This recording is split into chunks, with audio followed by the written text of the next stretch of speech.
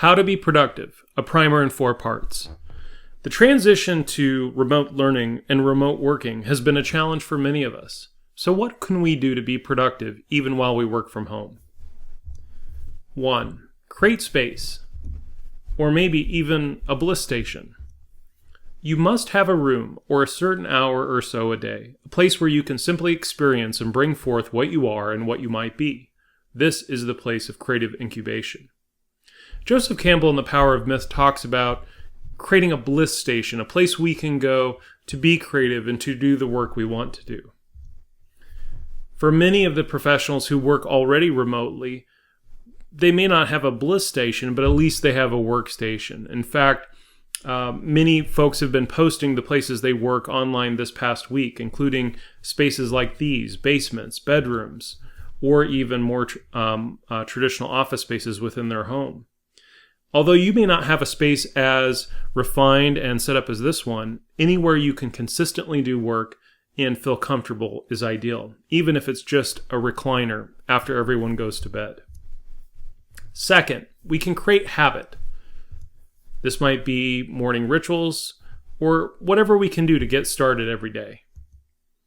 James Clear, who wrote Atomic Habits, says, "Whenever there is a gap between your habits and your habits will always win." Habits can be boiled down to 3 big parts. First, there's the cue.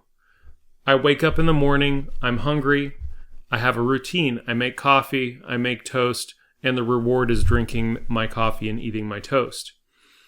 Whatever your habit structure is, it provides a consistent way of doing things that doesn't require a lot of additional willpower.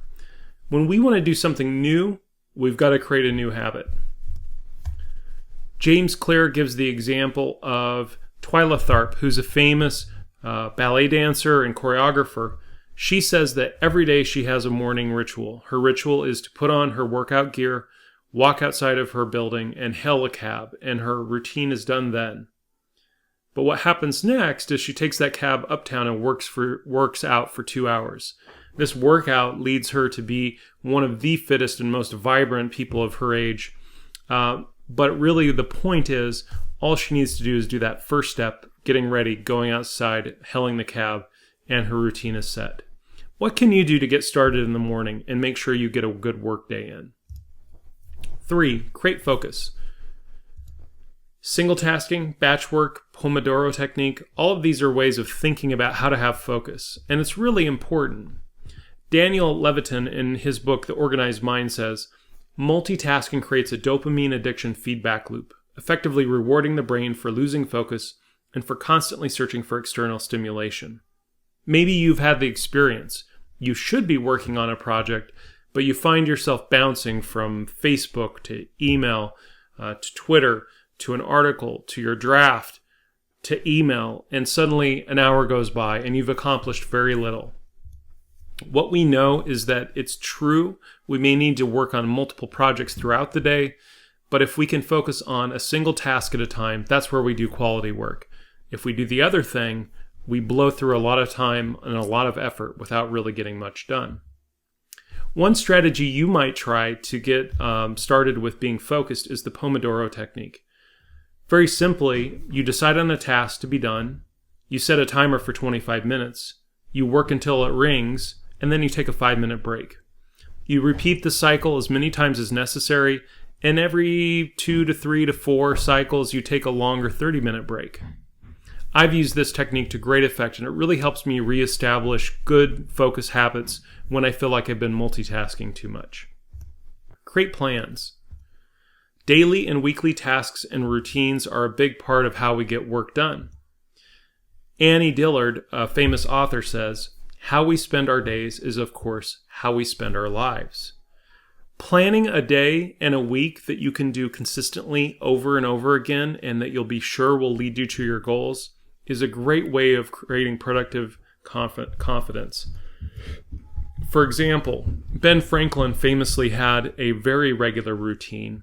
He started each day with the question, "What good shall I do today?" Followed his routine, and at the end, he reflected on, "What good have I done each day?" This way, he was sure to check in with himself and to be consistent in his work ethic. Similarly, if you look at any successful author or writer, you'll find that they have a schedule that makes sense for them as a person, but allows them to be successful and productive on a consistent basis. Even professionals do this. Whether it's writing an outline on a piece of paper, where maybe you establish a work routine, or you update weekly a Google Doc or an Excel calendar.